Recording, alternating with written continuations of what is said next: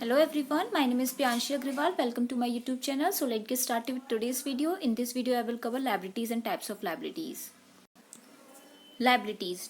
We have a definition over here. Liabilities means the amount payable by the business to the outsider and to the proprietor.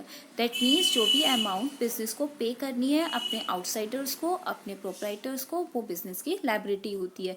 In layman language हम बात करें तो liability is just nothing. Liability एक obligation, एक responsibility है जो business को pay करनी है अपने owners को in terms of money और in terms of service भी वो हो सकती है. Coming to the next slide. Types of liabilities: internal liability, external liability, current liability, non-current liability and contingent liability. internal liabilities वो liabilities होती हैं जो business को pay करनी होती हैं अपनी internal parties को, like उनके promoters जो owner होते हैं business के. अब आपका question होगा कि business को business की liability owners कैसे हो गए, business को क्यों pay करना होगा अपने owners को ही. बिजनेस और ओनर ये दोनों सेपरेट जने हैं, सेपरेट टर्म है. बिजनेस जो भी बिजनेस का ओनर है उसने जो भी कैपिटल लगाई बिजनेस में वो बिजनेस की लायबिलिटी होती है, वो बिजनेस को उसे पे बैक करनी पड़ेगी, तो वो बिजनेस की लायबिलिटी हो गई. दैट मीन इंटरनल लायबिलिटी की हम बात करें अब फिर से, तो इंटरनल लायबिलिटी वो लायबिलिटीज होती है जो बिजनेस को पे करनी होती है अपनी इंटरनल पार्टीज को, जो कि अपने ओनर्स को.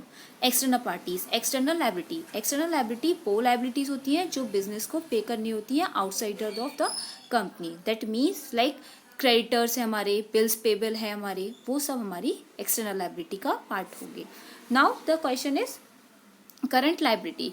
करंट लायबिलिटी क्या होती है? करंट लायबिलिटी जो कि पे और ड्यू, मतलब पे और due with in an year हो जाती है, जैसे कि इसी ईयर पे कर दी और इसी ईयर वो ड्यू हुई थी. नॉन करंट लायबिलिटीज जस्ट इसका अपोजिट है जो लॉन्ग टर्म के लिए होती है.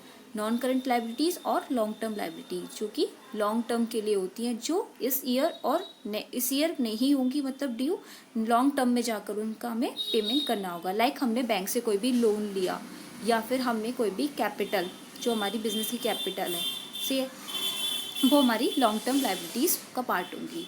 Contingent liability means which depend of happening और नॉन हैपनिंग इवेंट. लाइक कि आपने कोई भी, आपको बैंक से लोन चाहिए, ठीक है, दो पर्सन है, एक ने उसके बिहाफ पे गारंटी ले ली. सपोज सीता एंड गीता दो पर्सन है, ठीक. सीता ने बोला गीता को कि मेरे बिहाफ पे आप गारंटी ले लो, इफ़ मैं पे नहीं कर पाऊंगी तो आप पे करोगे, ठीक है. तो गीता ने गारंटी ली, गीता और सीता दोनों बैंक गए. गीता ने सीता की गारंटी ली बैंक से कि इफ़ सीता 2 मंथ्स में ये आपका लोन पे नहीं कर पाएगी तो वो पे करेगी, ठीक. अब डिपेंड करता है उसकी श्योरिटी कितनी है. अब बैंक ने उसके बिहाफ पे उसे लोन दे दिया. अब श्योरिटी है कि सीता 80% श्योरिटी है कि उस लोन को पेमेंट कर देगी. इफ़ वो पेमेंट कर देगी तो वो कंटीजेंट लायबिलिटी का पार्ट, कंटीजेंट लायबिलिटी नहीं क्रिएट होगी, बैंक को पेमेंट मिल जाएगा, तो लायबिलिटी नहीं बनती है गीता की. इन केस अगर सीता ने उसका पेमेंट नहीं किया तो वो गीता की लायबिलिटी हो गई, तो गीता को अपने बुक्स ऑफ अकाउंट्स में उसे एज कंटीजेंट लायबिलिटी दिखाना पड़ेगा, ठीक है. होप आपको सब समझ आया हो.